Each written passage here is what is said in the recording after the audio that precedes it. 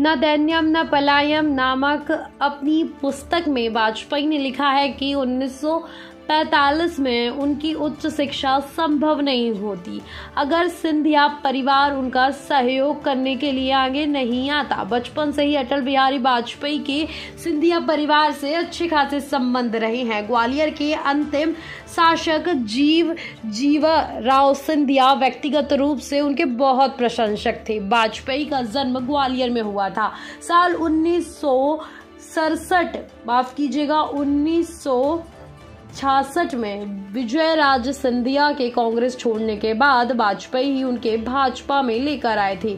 सिंधिया परिवार के इतिहास को संजोने वाली वेबसाइट जय विलास पैलेस की मानी जाती है। तो विजयराजे सिंधिया के कांग्रेस छोड़ने पर पूर्व प्रधानमंत्री अटल बिहारी वाजपेयी उनसे मिलने के लिए ग्वालियर के पाटनकार बाजार में जय विलास पैलेस पर नंगे पैर गए थे।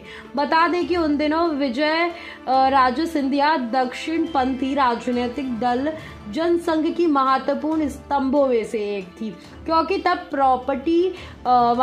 तब पार्टी के पास संसाधन बहुत कम हुआ करते थे। बाद में वह भाजपा की फाउंडिंग मेंबर बने।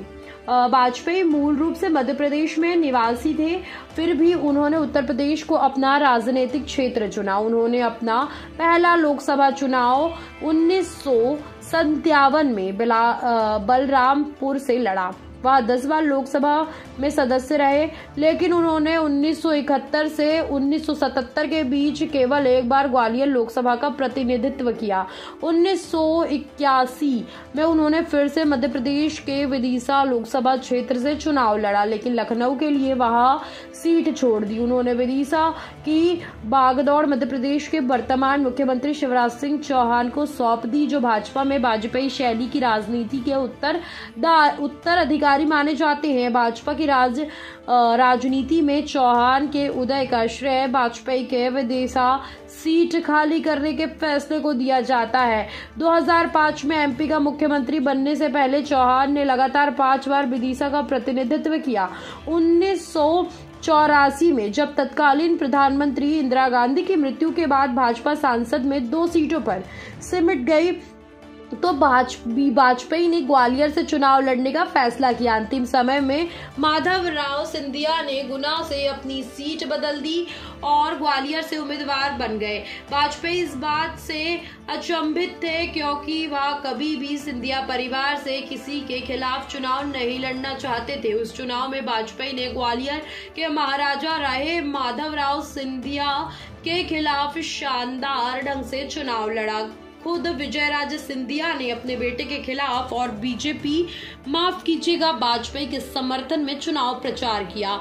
हालांकि पूरे चुनाव प्रचार के दौरान वाजपेयी ने एक भी शब्द ऐसा नहीं कहा जो सिंधिया परिवार के लिए अपमानजनक हो। वाजपेयी बड़े अंतर से चुनाव हार गए। न दैन्यम न पलायम नामक अपनी पुस्तक में वाजपेयी ने लिखा कि 1945 में उनकी उच्च शिक्षा संभव नहीं होती अगर सिंधिया परिवार उनके सहयोग के लिए आगे नहीं आता। उन्होंने लिखा, ग्वालियर के महाराजा जीवाराव सिंधिया मुझे मेरे स्कूल के दिनों से जानते हैं। जो मेरी उच्च शिक्षा का सवाल परिवार के सर मंडरा रहा था, जो पहले से ही मेरी 2 बहनों की शादी के बोझ से दबा था और पिता की सेनावृत्ति के कारण सीमित संसाधन थे, तो शाही परिवार ने मेरे लिए 75 रुपए की मासिक छात्रवृत्ति स्वीकृत की। उस छात्रवृत्ति की सहायता से ही वाजपेयी अपनी कानून की शिक्षा के लिए डीएवी कॉलेज कानपुर गए। यहाँ वाजपेयी के लिए एक बड़ा अवसर बना। वहीं वह आर्य समाज के संपर्क में आए और बाद में आरएसएस से जुड़ गए। वाजपेयी की कानपुर यात्रा में उन्हें कई दीक्षापंथी नेताओं के करीब ला दिया और बाद में वह राष्ट्रीय धर्म के संपादक बने, जहां उन्होंने भाजपा के विचारण दीनदयाल उपाध्याय के साथ मिलकर काम किया। राष्ट्रीय धर्म के बाद उन्हें आरएसएस के मुख्य पथ पंजीयन का संपादक बना दिया गया। 1952 में जब श्याम प्रसाद मुखर्जी ने जनसंघ की स्थापना की, तब वाजपेयी पार्टी के महासचिव दीनदयाल उपाध्याय से जुड़े थे।